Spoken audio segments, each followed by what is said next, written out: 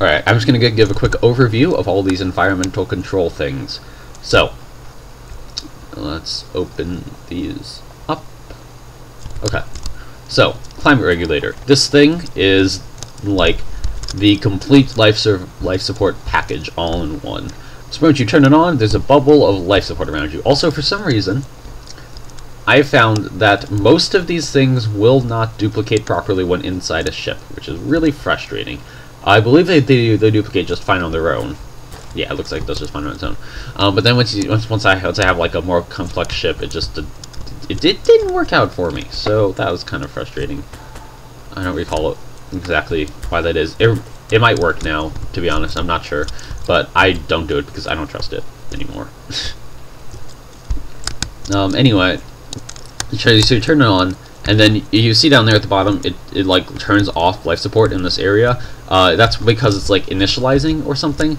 So it turns it off for a little bit, and then you'll slowly get it back until it's ready, and then you can just sort of bring this thing with you and walk around wherever you want to go, and you will be fine. Right. So that's how that one works. Let's open up this list. Next thing, atmospheric probe. So I'm going to demonstrate what this one does actually, because I don't know if that'd be better. I don't think an explanation would be nearly as good. So if you link it up to something with energy, and then you turn it on, you see it says, okay, name Zarkal, safe zone. That's because Zarkal is supposedly a safe zone on this map. Let's see, the CO2 level is 5.0464%. There is no nitrogen, which is kind of weird. The vacuum, no. Temperature 288, that's in Kelvin. Pressure 0.99 atmospheres, I believe. I don't see why it'd be anything else. This is clearly not a representative atmosphere of Earth, but, you know, I'm not going to complain. So 94% oxygen. However, you'll see the oxygen is going down and the CO2 is going up. That's because I'm breathing, which is pretty, I mean, I think that's pretty cool.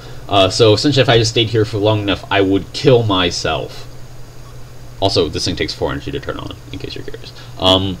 Yeah, so I would kill myself, and the temperature, if you look there, it is slowly going up because of the carbon dioxide, which is pretty freaking cool. So eventually this thing will just be like a carbon dioxide infested hellhole.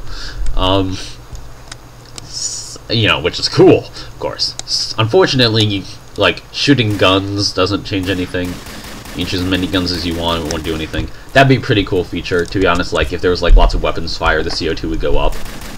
I mean, you know, maybe it's not like 100% accurate, but given the resources we have to work with here, that seems like a pretty good idea. I might mod that actually now that Spacebuild is dead. Anyway, because that way, you know, if there's like a lot of fighting on a planet, it suddenly becomes toxic, which is, sorry, I'm getting off topic. Anyway, life support.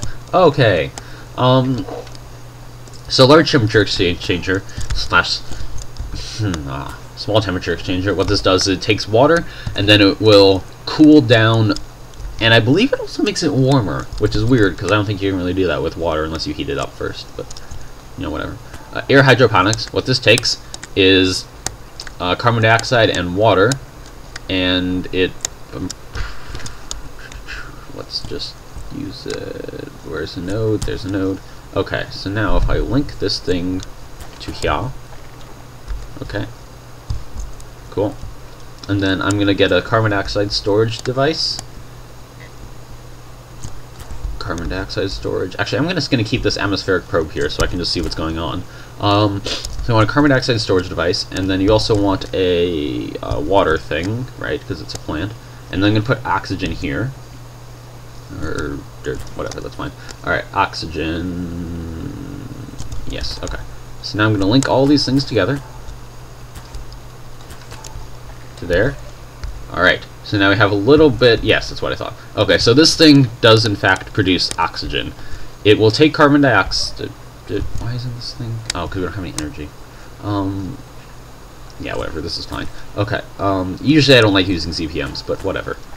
So I turn this thing on, and I believe this thing should be decreasing the CO2 level, or at least it would be if it had, if we had enough of them. I believe that's what it'd be doing.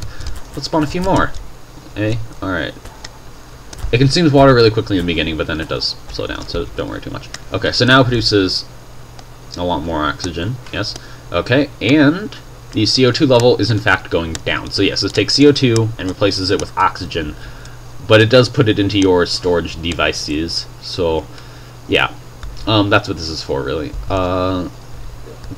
So you can counteract the deadly effects. However, yeah, it's not really worth it because you're probably never going to run out of oxygen in your lifetime. So anyway, small air exchanger, large air exchanger. This thing does the exact same thing as the water thing, except it also will. Actually, I believe they both do, but this, I know this one does for sure. Disperse energy into the air. So all you really need is this thing, and you'll be fine in space. The cooling regulator can be nice, and it also takes nitrogen as a coolant in addition to water. Alright. Suit dispenser. This one, I know for a fact, does duplicate properly, which is a huge bonus. Rather, I'm talking about the advanced duplicator whenever I say duplicate, because I prefer it muchly to the other one. So right, at any rate, this thing does duplicate properly, which is very, very nice. And I like these because they're very simple and they work really well. So essentially, all you need to do is you walk up this thing, you press use on it, and then you will just get resources.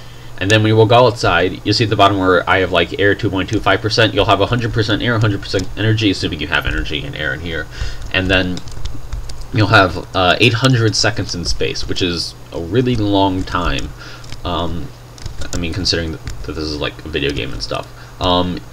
You will not die in space once I mean, pretty much you're fine for quite a while, and then if you just go back like every, like, I don't even know how long it is, like 14 minutes.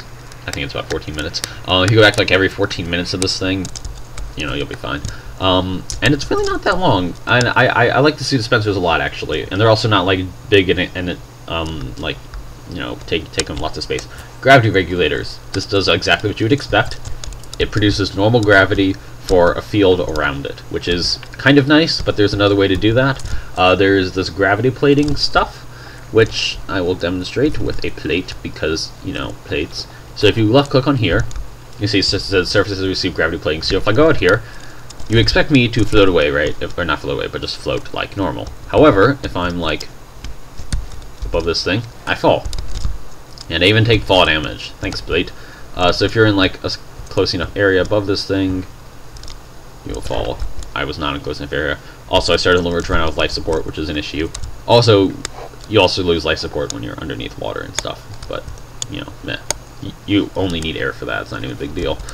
So anyway, yeah, that's pretty much it for this life support. I mean, not life support series, the environmental control video. So thanks for watching, and goodbye.